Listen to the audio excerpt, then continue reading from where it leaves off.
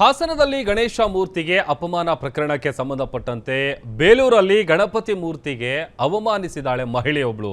Chikkamagaluru bus ನಿಲ್ದಾಣದಲ್ಲಿ ಪೊಲೀಸರು ಆಕೆಗಾಗಿ ಹುಡುಕಾಟ ನಡೆಸ್ತಾ ಇದ್ದಾರೆ.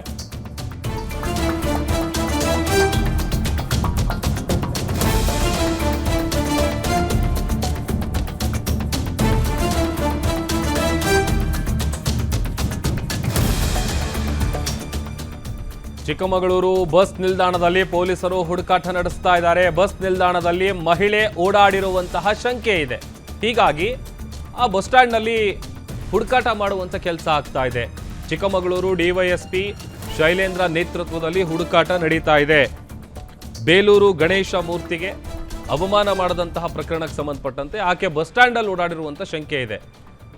ಹಾಗಾಗಿ ಆಕೆಯನ್ನ ಹುಡುಕಾಡುವಂಥ ಕೆಲಸ ನಡೀತಾ ಇದೆ. ಚಪ್ಪಲಿ ಹಾರ ಹಾಕಿದ್ರಲ್ಲ, ಆ ಒಂದು ಪ್ರಕರಣಕ್ಕೆ ಸಂಬಂಧಪಟ್ಟಂತೆ ಈಗ ಆಕೆಗಾಗಿ ಹುಡುಕಾಟವನ್ನು ನಡೆಸಲಾಗ್ತಾ ಇದೆ.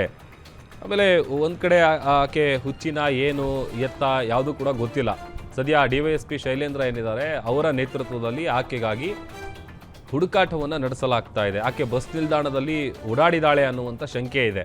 ಆ ಕಾರಣಕ್ಕಾಗಿ ಅಲ್ಲೇನಾದರೂ ಸಿಗ್ಬೋದಾ ಅನ್ನುವಂಥ ನಿಟ್ಟಿನಲ್ಲಿ ಪೊಲೀಸರು ಆಕೆಗಾಗಿ ಶೋಧ ಕಾರ್ಯವನ್ನು ನಡೆಸ್ತಾ ಇದ್ದಾರೆ, ಹುಡುಕಾಟವನ್ನು ನಡೆಸ್ತಾ ಇದ್ದಾರೆ.